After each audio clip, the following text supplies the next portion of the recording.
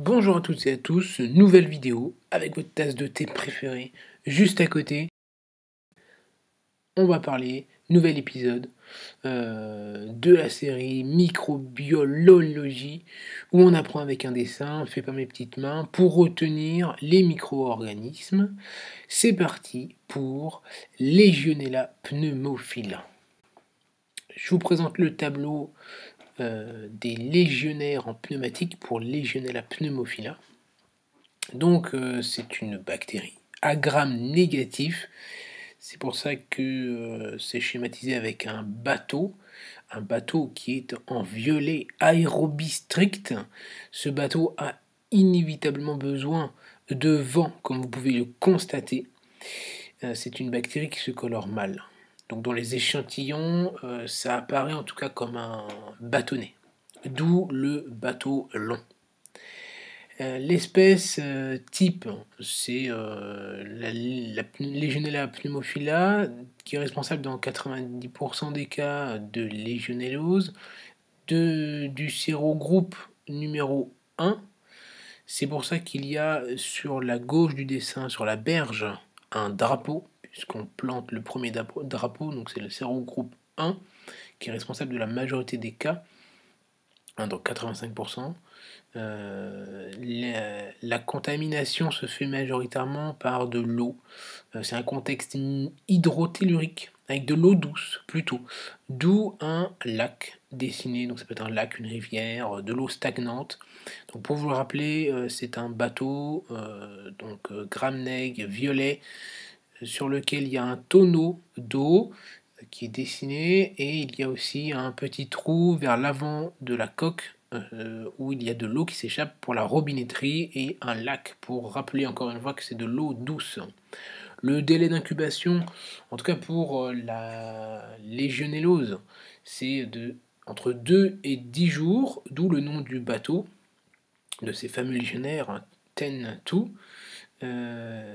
C'est une bactérie qui est intracellulaire facultative, raison pour laquelle il y a des hommes à la fois dans le bateau, à la fois à l'extérieur du bateau. Donc la pathologie, qu'est-ce que ça peut donner? Ça donne 3 formes. Et vous regarderez, il y a un peu plus de 3 hommes sur le dessin, mais c'est pour avoir toutes les formes.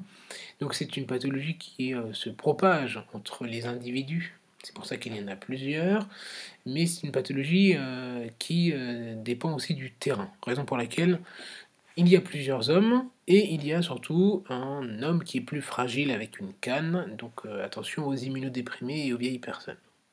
Alors les formes, on a dit qu'il y en avait 3.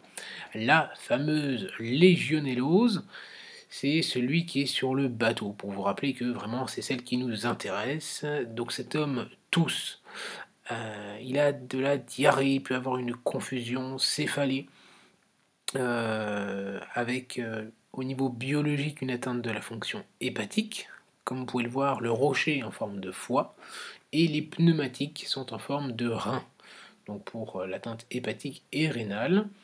Il y a aussi une atteinte avec des myalgies et une augmentation des CPK, donc les muscles de ce pauvre homme sont très, très fatigués, on peut le voir, il claque des genoux. Ça c'était pour la forme la plus, celle qui nous intéresse le plus, on va dire, la légionellose. Après il y a la forme dite légère, donc la fièvre de Pontiac. Pour l'individu qui est sur le pont, il a le sourire, parce que bon, il est un peu fatigué, il y a de l'altération de son état général avec un peu de fièvre, mais il n'aura pas besoin d'antibiotiques.